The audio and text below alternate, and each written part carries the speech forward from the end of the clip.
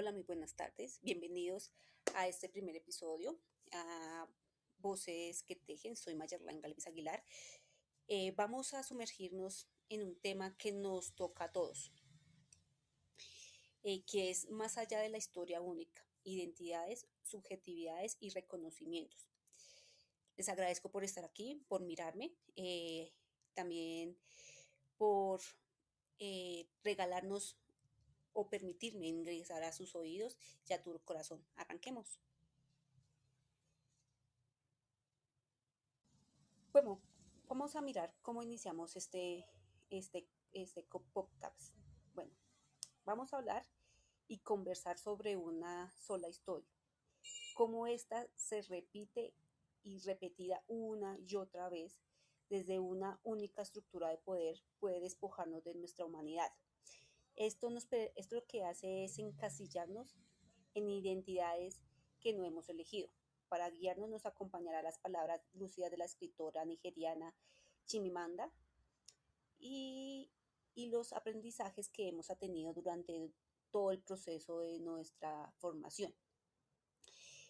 Primero que todo nos vamos a hacer unas preguntas que entrarán o nos ayudarán a analizar esta problemática o que es, primero que todo, cómo se configura realmente nuestras identidades y la interacción con los demás. ¿Qué podemos hacer para no caer en la trampa de los estereotipos? ¿Y desde qué lugar hablamos cuando nombramos quienes nos rodean? Eso es una invitación que yo les hago eh, para que se quede, porque esto es una conversación sobre cómo nos miramos y nos escuchamos y sobre todo cómo aprendemos y reconocemos la diferencia.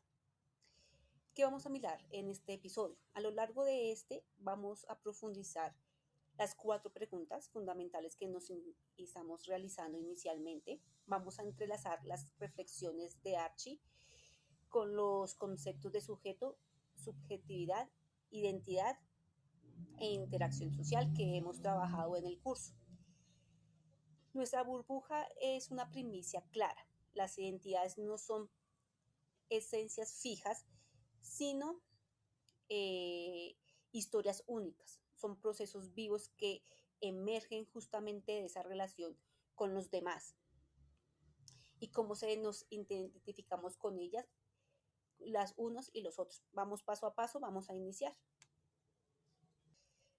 Bueno, para seguir con la temática o para hacernos entender, vamos a dar contestación a la primera pregunta y es ¿por qué es vital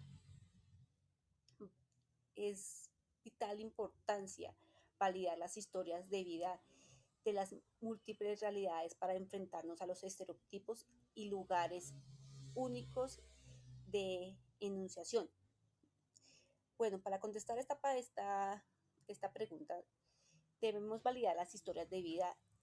Es de vital importancia. Es un acto profundo de resistencia frente a la historia única.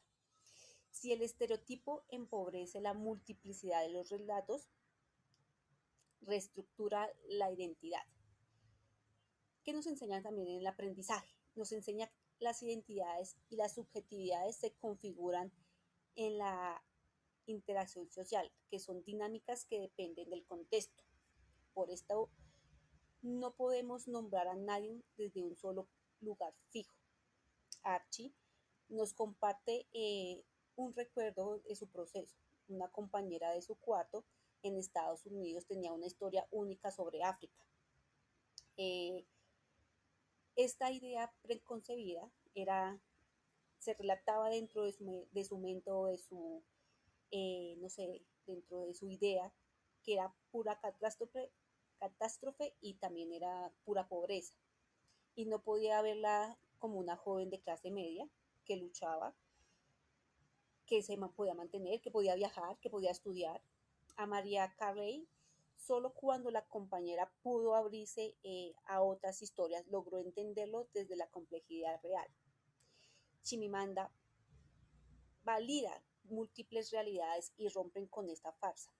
La ilusión de existe un lugar neutral desde el cual definir a los demás. en nuestra vida cotidiana y profesional, como seres humanos, todo esto se puede o se traduce en la palabra, en las palabras y se escucha sin imponer nuestra propia narrativa como la única y legítima. También podemos, o como nos recuerda durante el curso, las historias son múltiples, reparan y nos permiten avanzar hacia una cultura de inclusión genuina. Hay que escuchar, hay que mirar desde otro punto de vista sin entrar en estereotipos, sin juzgar primero que todo, que no solo nuestras ideas o nuestro tipo de pensamiento es válido, sino que hay muchas más. Ahora bien, entendiendo esto, podemos dar contestación a la siguiente pregunta. ¿Qué podemos hacer como sujetos para evitar de este tipo de estereotipos que despojen a otros de sus verdaderas identidades? ¿Qué acciones en nuestra vida cotidiana nos ayudarán a humanizar y validar estos relatos? Bueno, para contestar debemos mirarnos o debemos analizar que tenemos la, la agencia para no ser repetidores de nuestra historia única. O sea, tenemos la capacidad de no repetir esa historia única. Lo primero que hay que hacer es ejercer una autovigilancia constante. Siempre hay que preguntarnos si el juicio rápido que estamos emitiendo nace de un estereotipo aprendido o de un encuentro real con la historia de la persona.